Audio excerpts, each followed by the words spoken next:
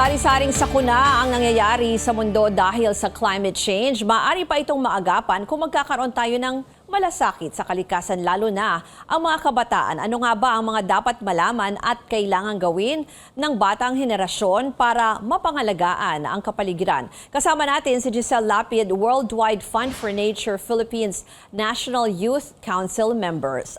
At pwede rin po kayong sumali sa aming talakayan, i-post ang inyong mga tanong o komento sa aming Facebook Live. Magandang hapon sa iyo, Giselle. Hi, good afternoon. Bukas pala itong International Youth Day at bahagi ng inyong kampanya para sa kabataan ay mapaigting itong pagtugon sa climate change. Ano ba ang epekto? Pakikwento sa amin bilang isang kabataan para mas maging aware. Ano ba ang epekto sa kanila nitong climate change? Baka kasing iba, iisipin nila, problema na yan ng mga matatanda. So actually, the climate change is something that we experience regularly.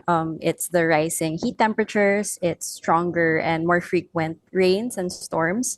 And yung Philippines po is in a special position po of extraordinary vulnerability, being at the intersection po of many factors, kagaya po ng mega biodiversity, climate crisis, vulnerable coastal populations, and yung population pa natin, 16% of that is actually along or below yung poverty line po. So we're very much vulnerable to the impacts of it.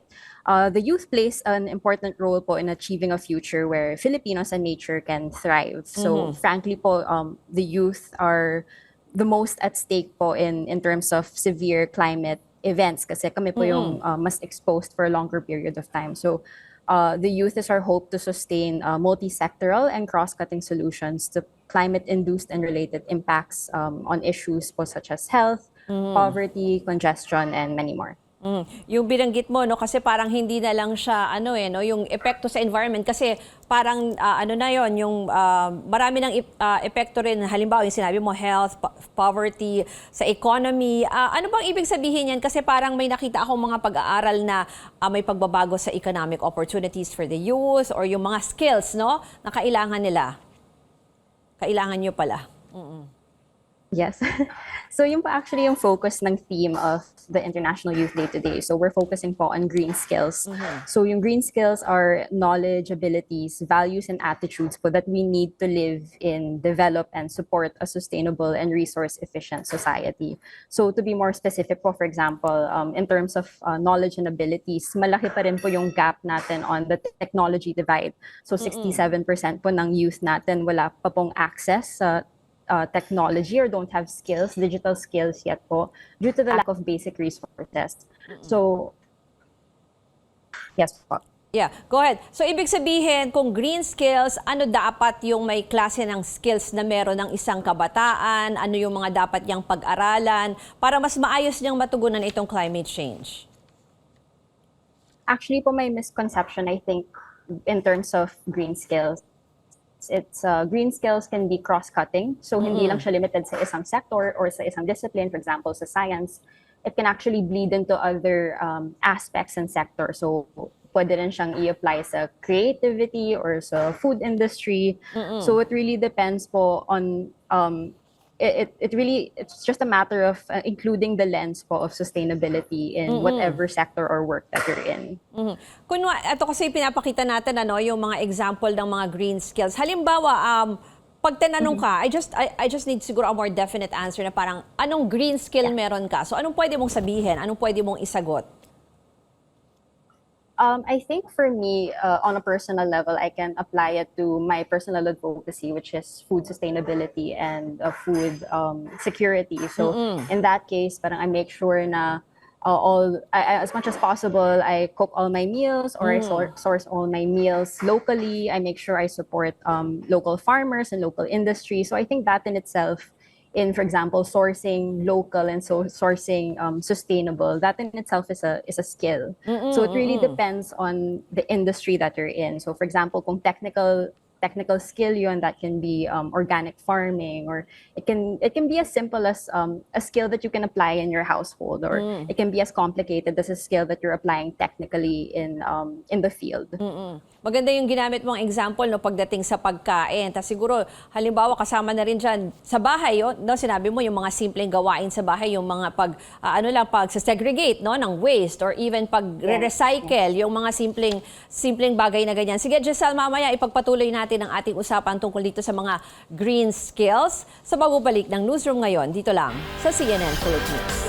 Balikan natin ang ating serbisyo ngayon. Kasama pa rin si Giselle Lapid ng WWF-Philippines. Pinag-uusapan natin ang green skills para sa mga kabataan. Lalo't bukas ang International Youth Day. Ang gusto nila ay bigyang diin ang role ng mga kabataan para labanan ang climate change. Pinag-uusapan natin, Giselle, nga itong green skills. Paano ba ito siguro natututunan over time? Ano yung pwedeng practical tips na pwedeng gawin ng kabataan kahit from their school, from their homes, yung ganon?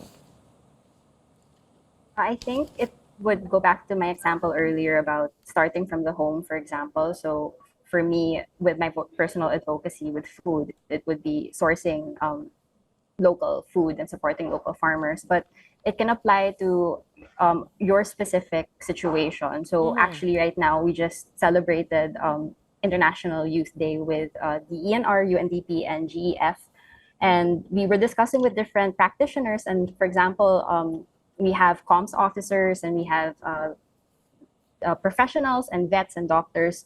And in each of their professions, they were able to relate to a specific skill that was specific to their discipline that they were able to incorporate sustainability with. So, for example, in communicating with others, connecting with communities, connecting with the youth, engaging with the youth, that is it really depends on the industry that you're in. And I think an important factor then in honing your green skills is collaborating with different professions in the same field. So I can't give a specific one size fits all answer, because I feel like it's very specific to your career and to your skills, to your skill Siguro, set. as a youth leader, ano bang obserbasyon mo dun sa mga kaedaran mo or sa kapwa-kabataan mo na siguro yung mga misconception nila or yung mga maling practice nila na dapat mas tutukan ngayon na baguhin din? I think yung misconception now is you have to be a certain type of professional in order to contribute to climate action. But for example, now in the National Youth Council, we all come from different backgrounds. I come from the academe. My other friends come from the NGO. Other friends come from the government, and then others are artists and creatives. So wala pong gatekeeping dito sa climate action sphere. Like you find your place in your community, and you can give or you can contribute to the conversation, to climate action in any way possible from wherever you are. So you don't necessarily have to be an environmental scientist or a technician. Like you can contribute wherever you are in any means that you're capable of. Siguro, Giselle, doon naman para sa mga adults or even for the policy makers no, sa gobyerno, meron ba kayong particular advocacy na sinusulong na sana gawin din nila para matulungan ma-address itong climate change? I think right now what we need is a stronger platform for educating not just the youth, but for the general population. I think we need more avenues and channels where we can engage in conversation with different professionals from the field, with technicians, and making a platform to bridge the educational gaps that I mentioned earlier and yung mga technical and technological gaps. Kasi right now, we have so many economic and technological opportunities. For example, we can utilize TikTok, we can utilize Instagram. And I feel like there's still room for us to optimize these tools and use them as educational platforms. Huli na lang, Giselle. So more youth, Okay, kung meron kayong iba pang activities or baka yung mga ibang nanonood sa atin gustong maging bahagi ng inyong grupo, saan kayo pwedeng makontak din? We have our website, WWF-Philippines, and we have Facebook, email, Instagram. We're active on all of these platforms, and we post regularly naman po about our events and programs. Okay, maraming salamat kay WWF-Philippines National Youth Council member Giselle Lapid.